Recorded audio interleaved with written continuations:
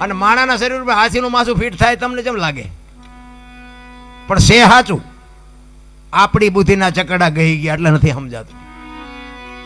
નકર જે કાપ્યું હોય અહીંયા જ પડ્યું હોય તો હાથીનું કાપીને જો સોટાડી શકતો હોય ભોળો નાથ તો એ પડ્યું હોય ન સોટાડી શકે. આપણી સમજણ ઘટે છે રામ, અને આ સમજવા માટે જ સદગુરુની જરૂર પડે. હું તો આવા પ્રશ્નો તો બાબુ હારા હું અમુક સાધુ ભેગો બેહું ને, હું તો કેટલાય સાધુને કુંભરે નાખી દઉં કે બાબુ આ મને નથી સમજાતું, આનું આમ ચેમ છે તો કે એ તો નહીં મને નથી ખબર. હા હું તો આમ હળવો કોઈ ન હોય ને તારે એમ એમનું નાક જાય એટલે એકલા બેઠા હોય ને તારે એમ કહું બાપુ આમાં સારું મને થોડુંક મૂંઝવે છે. એ કે જે હોય તું તારું કહીને શું આ કાદો ઉખાડીને તાર કામ છે. તો આપણને ખબર પડે કે તમે જાણો છો ઘણું. અરે રામ ડીંગો ડીંગ હાલે. અત્યારે ભક્તિનું છે ને ઓલી વાવણી કરે ને, વાવણી 3 પ્રકારની વાવણી થાય. ઊંડું જાય તો ન ઉગે, ઉપર પીડ્યું હોય તો ન ઉગે, બરોબર પીડ્યું હોય ઉગે. ખેડું હોય ને ખબર હોય. તો અમુક સાધુભાઈ આપણે છે ને હજી અહીંયા જઈને બેઠા ન હોય ને ત્યાં તો વાર્તા મંડે કરવા, કૃષ્ણ આમ ને રામ આમ ને રામાયણ આમ પૂછડું આમ ઢુકડું આમ. આપણે એમ થાય કે ઉપર પીડ્યું ઉગે નહીં. અને અમુક બાપુને આપણે એમ કહે ને કે બાપુ આ એક પ્રશ્ન મૂંઝવાય ગયો ને કે ભાઈ આ બધી ગહન વાતું તમને ન ખબર પડે એટલે પછી મને ખબર પડી જાય કે આમનું ઊંડું ગયું જાય ન ઉગે. તમે જુઓ તો અત્યારે બાબુ બોલે તો કોઈ વારો નથી આવવા દેતું. મને તો એટલી ખબર પડે કે માને બાપને જાળવી લ્યો, બાકી બધું ગાડું હાલવાનું છે. આપણે કંઈ હાંકી છે એવો કોઈ વ્યામ છે નહીં, અને એવો વ્યામ રાખવો નહીં. એટલા માટે આજે વાણી છે ને એ સવા ભગતની પીપળી જોયું હશે તમે બધા, દર્શન કર્યા છે ને કોક દીક ન કર્યા હોય બધું જઈને કરજો.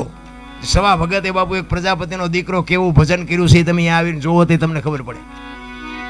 આ ધર્મની ધજાયું બાપુ. અને જો પોતાના રહી જાય અને એક વાણંદની દીકરી જબુમાં બાપુ કરી ગયા. જુઓ તમે આ દાખલો રહ્યો. આ 50 થી 60 વર્ષની વાત, બહુ લાંબા વર્ષ નથી બી ગયા. ઈ બજાણાની જેલમાં બાપુ જબુમાં ને સવારામને પૂરે, અને ઈ જબુમાં વાણી કરે કે ખૂટલ રે પોરોને વધ્યો ખેત, દુનિયા બતાવે ડારો, મારા નાથ આ ભજનના માર્ગે ચડ્યા ઈ અમારો ગુનો. નરસિંહનું કામ કર્યું, મીરાનું કામ કર્યું. જો આજ મારો નાથ ન આવે તો તમને મને આ દુનિયા જીવવા દે. દીદી બાપુ હળાહળ કળિયુગમાં બજાણાની જેલના તાળા તોડ્યા હતા બાપુ. આ સવા ભગત આ તમે જુઓ તો 50 વર્ષની વાત, હળાહળ કળિયુગમાં. આપણને ભરોસો નથી. એ તો પછી હાકડીમાં આવીને પછી હનુમાન ચાલીસા ચાલુ કરી. હનુમાનને ન ખબર હોય ત્યાં દીકરા મારા હાથ ચાલુ કરી. એ તો રોજ કરતા હોય તો એ સાંભળે. હાકડીમાં આવો ને કરો એ તો એને બધી ખબર હોય તમારું મારું સર્જન કર્યું છે એને ખબર ન હોય તમે જેટલા હાસાસ હોય.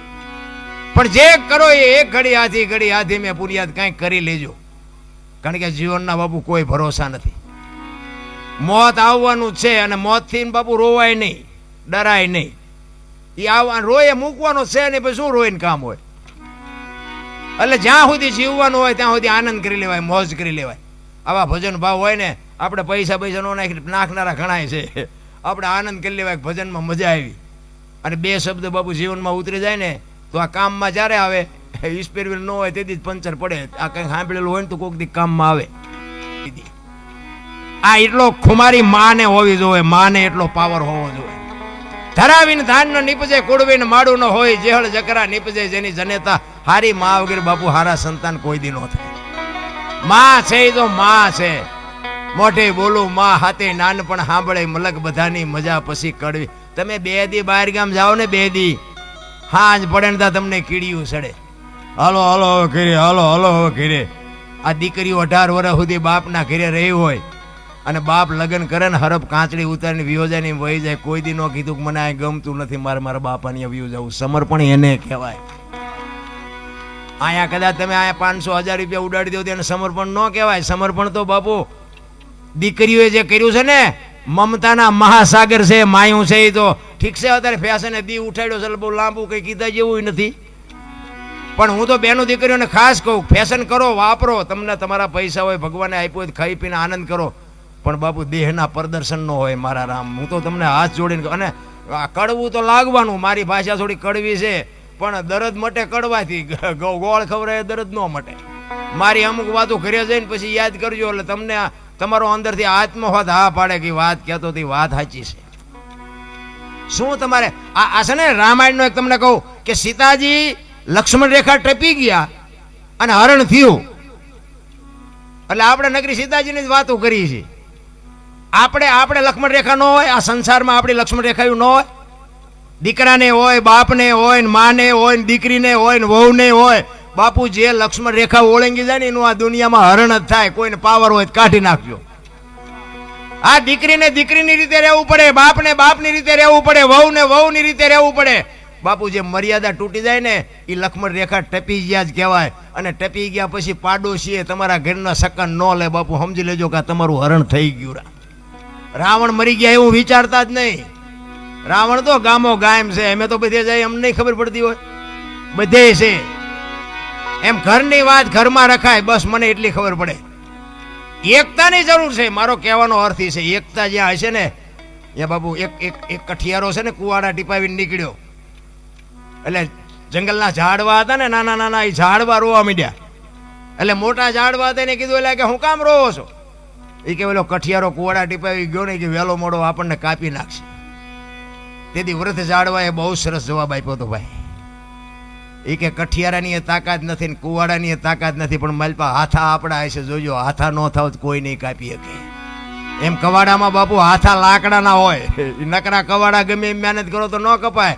એમાં આપણા કુટુંબમાં જેથી વિખવાદ જાગે ને તેથી અંદર ઉતરીને જોજો એકાદો હાથો આપણો હોય. નકર જો એકતા હોય તો કોઈની તાકાત નથી, કોઈ કુટુંબ સામું જોઈ શકે.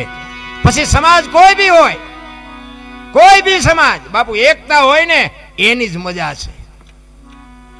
તમે આ રામાયણ તમે જોવો તો ખરા. રામ જેદી વનમાં ગયો ને તેથી અયોધ્યાની ગાદી બાકસના ખોખા ઘોડે રખડતી હતી. નોખી નોખી માયુના છોકરા હતા. બાપુ કેટલો રાગ છે, વિચાર તો કરો. હે નકર અયોધ્યાની ગાદી એટલે દશરથ તારો દરબાર, ઇન્દ્ર જેની આશા કરે, ભાઈઓ વિનાનું ભેકાર, કડવું લાગે કાગડા. લક્ષ્મણ કે મારે નથી જોતી, ભરત કે મારે નથી જોતી. અયોધ્યાની આવી ગાદી બાપુ કોઈ ધણી નહોતો. નોખી નોખી માયુના છોકરા. હવે એક માના બે હોય તો ખૂંટિયા ઘોડે કાતરતા હોય. બોલો આપણે એમ ગાવડા મારા દીકરા ચારે બડા કરે, કઈ નીકી નહીં. ક્યાં ગઈ રામાયણ? અને આ મહાભારત તમે જો, કૃષ્ણ પરમાત્માએ અર્જુનને માફ કરજો, દુર્યોધનને કીધું કે હસ્તિનાપુરની ગાદી તમે લઈ લ્યો, પણ આ 5 ભાઈ છે, આમને ખાવું શું, 5 ગામ તો દો. એ કે હોના ના કાંઈ અણી જેટલું નથી દેવું. એ કે બાજવું પડશે, કે બાજવું છે પણ દેવું નથી. આ બધા બાજા આપણે જોઈ છે ને, આપણે તો એ હતા બાજા તેથી આપણે નહોતા, પણ આપણે આ ઇતિહાસ જોઈ વાંચી એટલે આપણને ખબર પડે કે આટલા દી આવડા બાજા ને આટલા મરાણા ને આટલું આ કર્યું. હવે તમે જો એ બાજાને જે કર્યું હોય, કૃષ્ણ જેના ભેગો હતો એ જીત્યા, હસ્તિનાપુરની ગાદી મળી ગઈ, પણ હવાજ કેવો લાગ્યો એ મને કહો.